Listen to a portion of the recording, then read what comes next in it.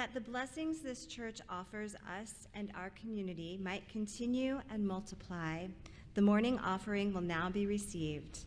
To donate via card, you can use the QR code on the back of the order of service or go to our website and click Donate. Mailed checks are also welcome. Thank you for your generosity.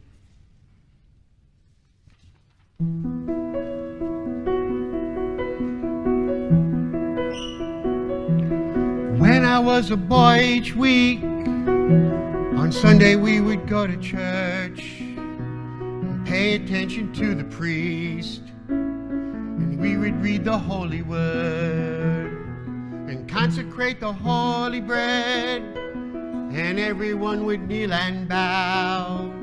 Today the only difference is everything is holy now. Everything is holy now.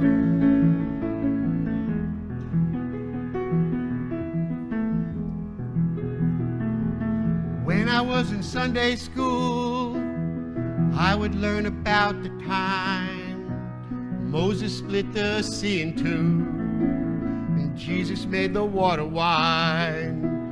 I remember feeling sad that miracles don't happen still. Now I can't keep track, 'cause everything's a miracle. Everything's a miracle.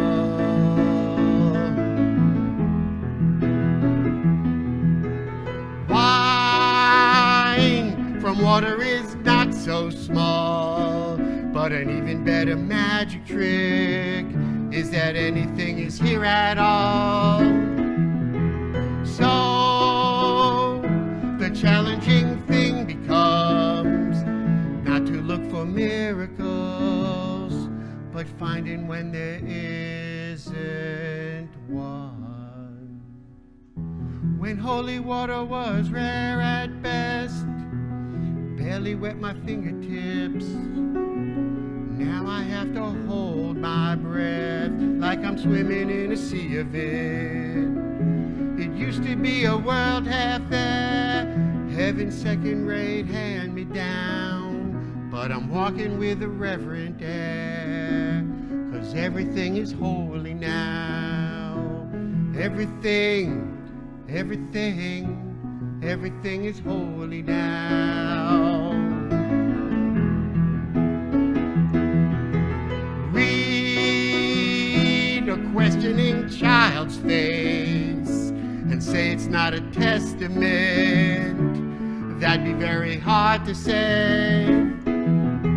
See, another new morning comes and say it's not a sacrament. I tell you that it can't be done.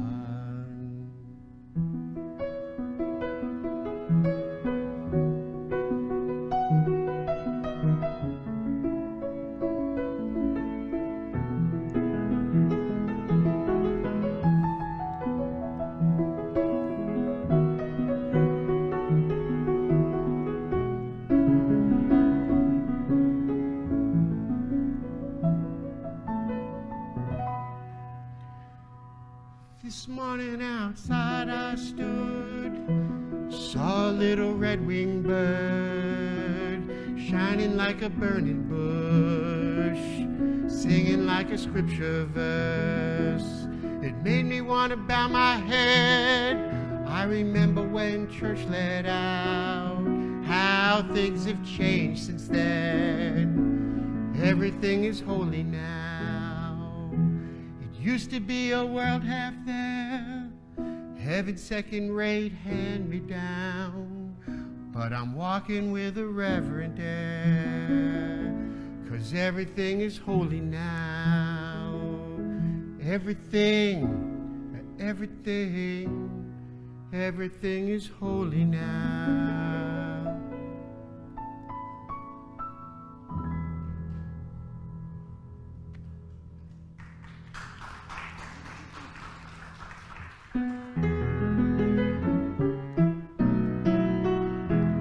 From you I receive, to you I give.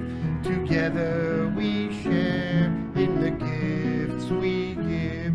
From you I receive, to you I give. Together we share in the gifts we give.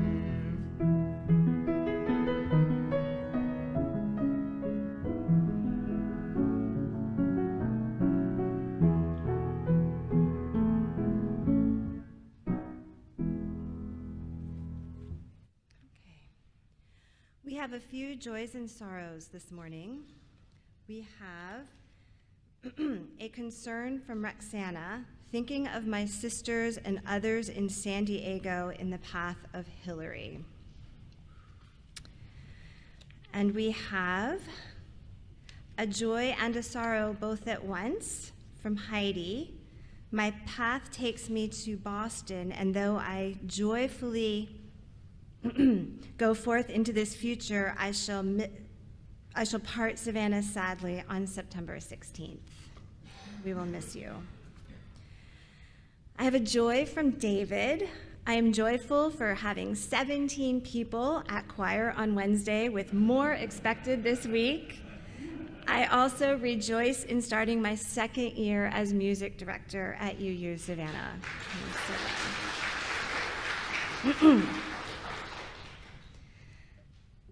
Let us also hold in our hearts those affected by the Hawaiian wildfires and all climate refugees, human and non-human. Let us hold all of our joys and all of our sorrows, spoken and unspoken, in our hearts together as we join in the responsive reading found in your order of service. Sorrow is everywhere. Joy is one. As we mourn together, so we celebrate together and offer thanks that we are not alone. So may it be now and in all the days to come.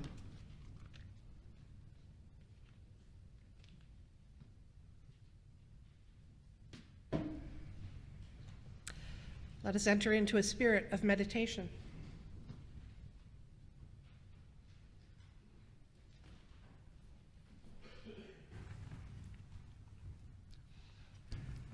I sing, and then you sing. When I breathe in, I'll breathe in peace. When I breathe out, I'll breathe out love. When I breathe in, I'll breathe in peace. When I breathe out, I'll breathe out love. This is the blessing for rain after drought. Come down, wash the air so it shimmers, a perfumed shawl of lavender chiffon. Let the parched leaves suckle and swell. Enter my skin, wash me for the little chrysalis of sleep rocked in your plashing. In the morning, the world is peeled to shining. This is the blessing for sun after long rain.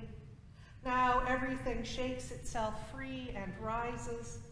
The trees are bright as push-cart ices. Every last lily opens its satin thighs. The bees dance and roll in pollen, and the cardinal at the top of the pine sings at full throttle, fountaining. Sing with me.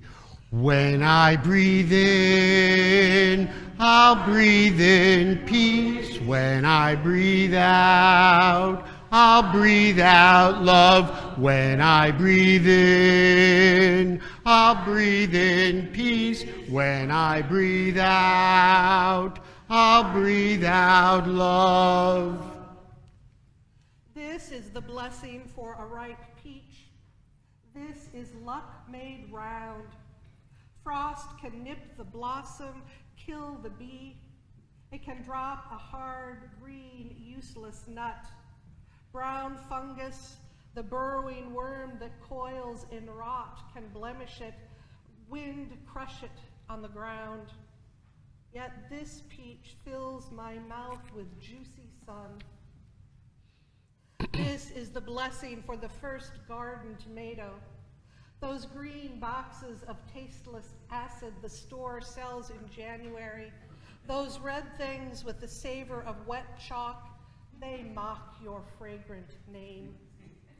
How fat and sweet you are, weighing down my palm, warm as the flank of a cow in the sun. You are the savor of summer in a thin red skin. When I breathe in, I'll breathe in peace. When I breathe out, I'll breathe in love. When I breathe in, I'll breathe in peace. When I breathe out, I'll breathe out love. This is the blessing for a political victory. Although I shall not forget that things work in increments and epicycles, and sometimes leaps that half the time fall back down, let's not relinquish dancing while the music fits into our hips and bounces our heels. We must never forget, pleasure is as real as pain. The blessing for the return of a favorite cat, the blessing for love returned, for friends returned, for money received unexpected, the blessing for the rising of the bread, the sun, the oppressed. I am not sentimental about old ones mumbling the Hebrew by rote with no more feeling than one says Gesundheit.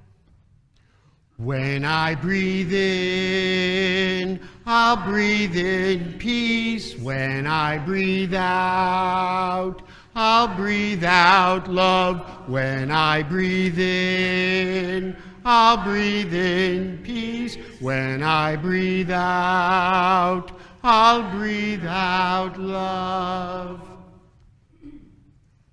But the discipline of blessings is to taste each moment, the bitter, the sour, the sweet, and the salty, and be glad for what does not hurt.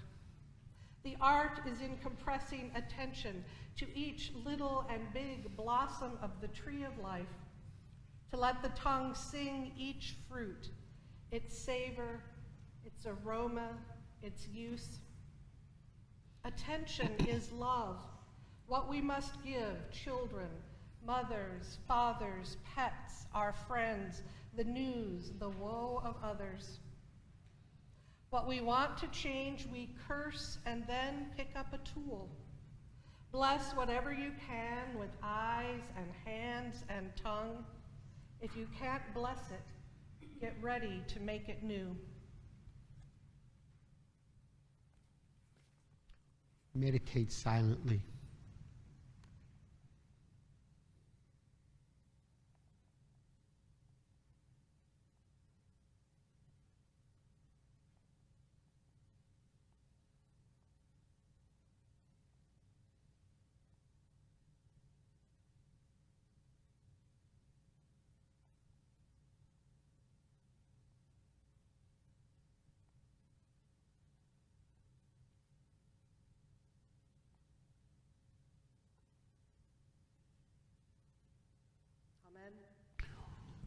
When I breathe in, I'll breathe in peace.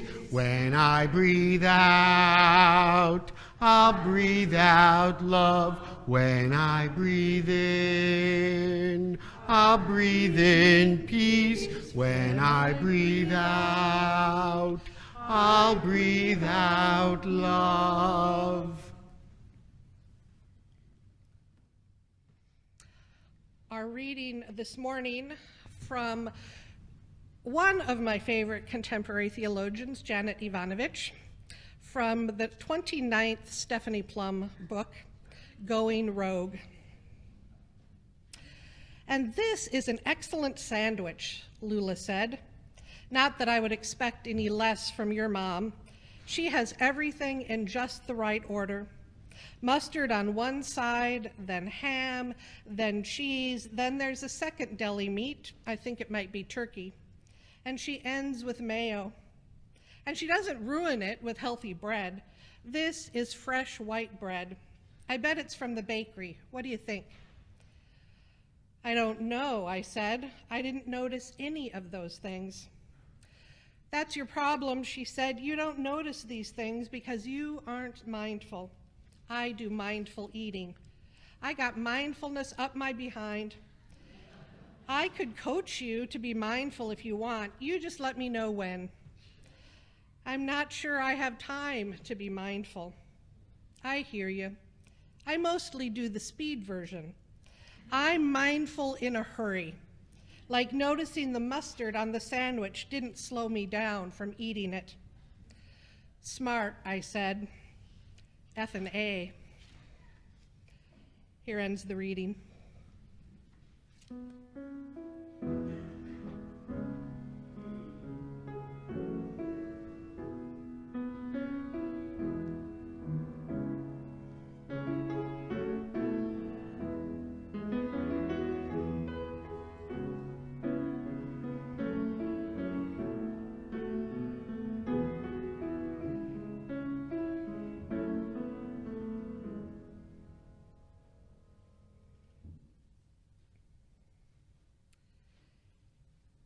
There's a bit of spiritual advice that is attributed to St. Francis de Sales.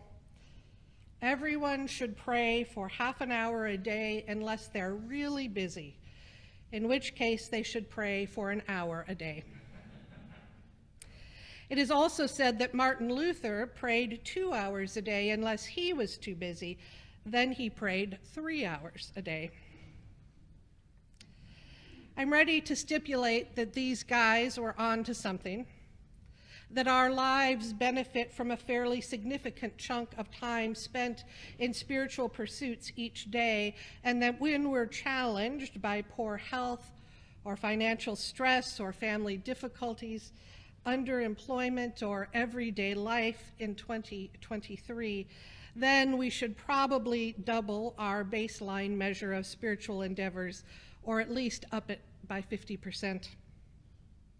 The exact number of minutes or hours will vary from person to person, and so will the necessary increase when times get tough. However, despite having said all that and believing it more or less, I struggle to schedule in 2 hours or 1 hour or even 30 minutes of spiritual practice a day in good times, much less upping it to 3 hours or 2 hours or an hour when my life gets overwhelming. My internship supervisor stressed the importance of commitment to a regular spiritual practice, using the words her mentor had spoken to her years before. Without a regular spiritual practice, you will dry up and blow away. I take stabs at it, spiritual discipline, from time to time, writing in a daily gratitude journal, attending Vespers at nearby progressive Christian churches, giving something up for Lent, answering a self-reflective question a day for the days between Rosh Hashanah and Yom Kippur, for example. But these attempts never last long. Certainly not long enough to be worthy of the label discipline. So I wonder sometimes when it will happen. When will I dry up and blow away, and what will it look like? Maybe it's already happened, and I just haven't noticed. Recently, I had an epiphany of sorts reading a piece on npr.org, which is a surprisingly consistent source of insight. The headline declared, "There's a way to get healthier without even going to a gym. It's called NEAT." NEAT, the article explained, stands for Non-Exercise Activity Thermogenesis. The significance of NEAT is that non-exercise activity, walking or taking the stairs, weeding a garden, pushing a grocery cart, account for a significant, though small, percentage of the calories we burn each day. Building more NEAT into our lives can't replicate the healthful benefits of the recommended weekly hours of sustained, moderate activity, but can fruitfully supplement regular exercise.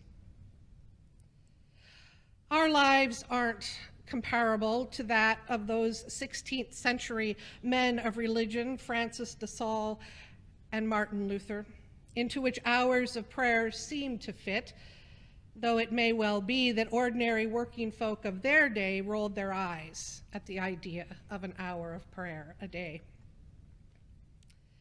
While some of you probably do engage in a disciplined spiritual practice, sitting in prayer or meditation or silence for a set amount of time, walking a labyrinth, practicing mindfulness, going on retreat once or twice a year. While some of you may be spiritual discipline pros, many of you are probably like me, having only mixed and short-lived forays into spiritual practice. Others of you might think that spiritual practice or discipline has no place in your life at all. Still, I've spoken previously about the considerable benefits of attention to our spiritual lives: improved mental and physical health, longevity, decreased risk of suicide. So I think whichever one of those groups any one of us finds ourselves in, applying the disciplines of NEAT to our spiritual lives can serve us well. Except we'd have to come up with a different snappy name. SSP, maybe, for sporadic spiritual practice, or Lula's speedy mindfulness, or the art of blessing the day, from Marge Piercy's piece, which we heard just a moment ago. Anyway, when I started thinking about NEAT in my spiritual life, I began to realize all the ways I already incorporate bits of spiritual practice into my days and weeks. Lucia and I begin our shared meals with grace, the same free-form Thanksgiving ritual I learned at my family's supper table. Sunday services aren't a time I can fully immerse my spirit in worship, but without fail, during silent meditation, I name each member of my family and all my closest friends individually, holding them in prayer. When I am weaving or engaging in other repetitive activities, I often chant. When I breathe in peace. When I breathe out love. I've no doubt my spiritual, physical, and emotional health would all be enhanced by a more regular, sustained spiritual discipline of 30 or 60 minutes a day. Still, perhaps these and other micro practices are why I haven't yet dried up and blown away. A long time ago, someone told me she had always wanted what she called a habit. So she developed a practice of praying whenever she heard a siren.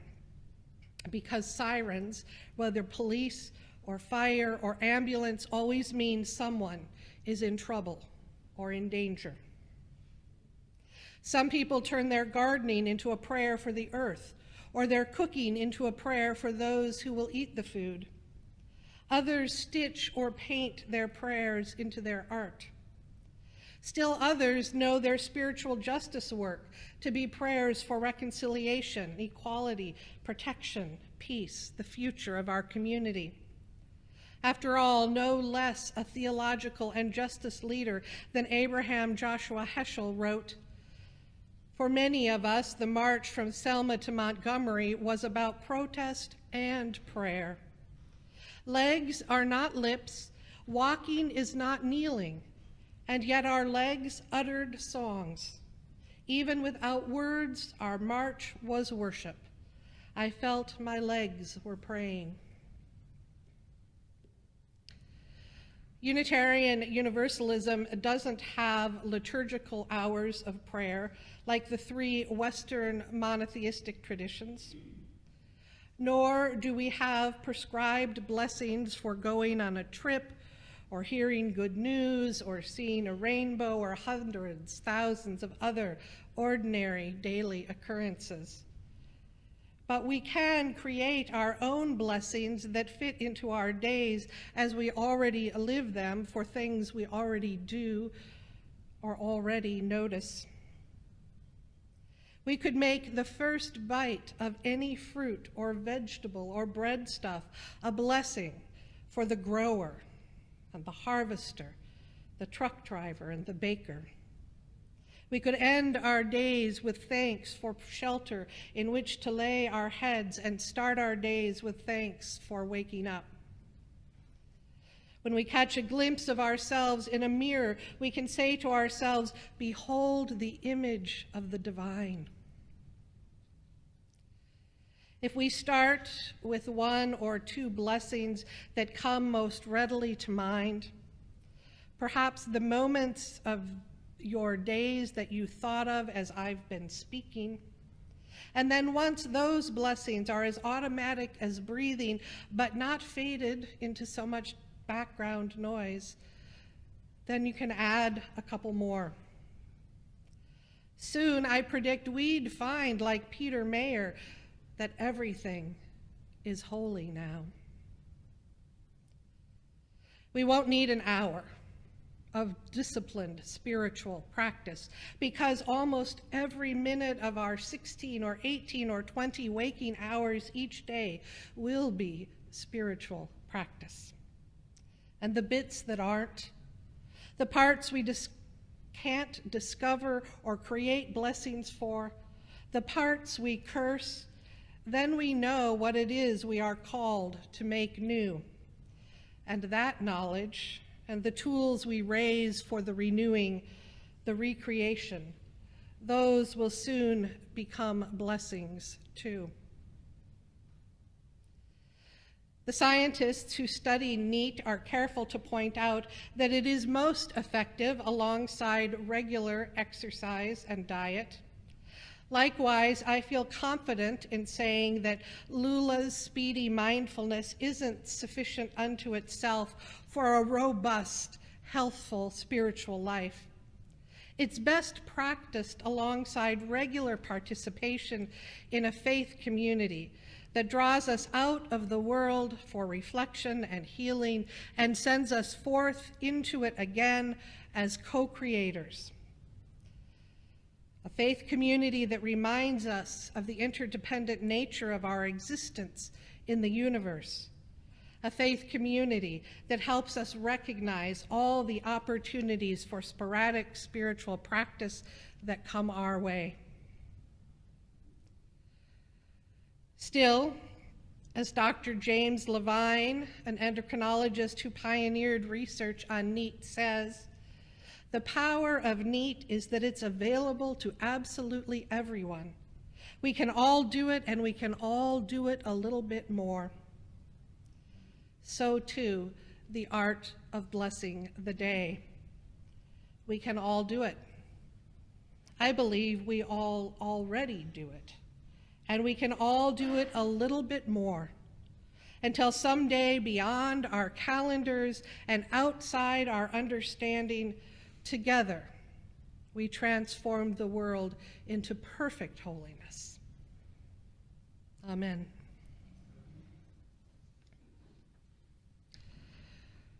Our closing hymn is in the Teal hymnal, number 1008, if you would rise in body or spirit.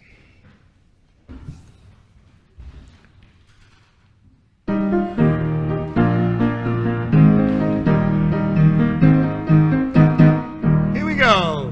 When our heart is in a holy place, when our heart is in a holy place, we are blessed in love and amazing grace. When our heart is in a holy place, when we trust in wisdom and each of us, every color, every creed and kind, and we see our faces in each other's eyes, then our heart is in a holy place.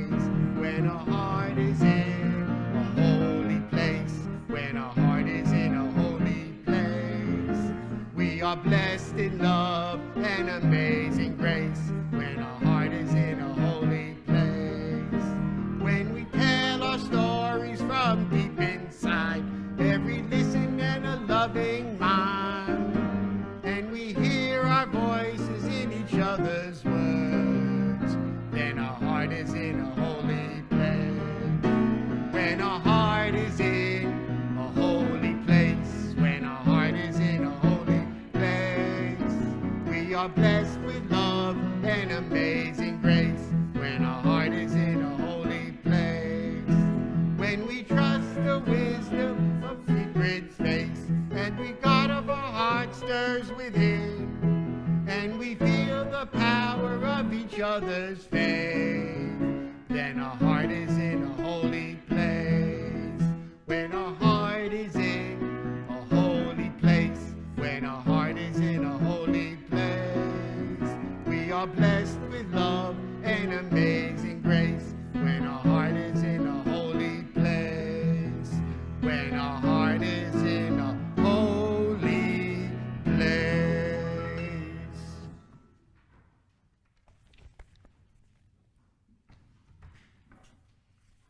These are the days that have been given to us.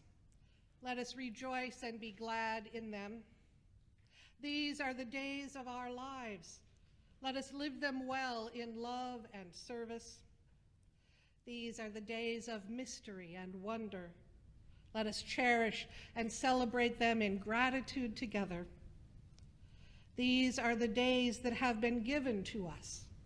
Let us make of them stories worth telling to those who come after us. Amen.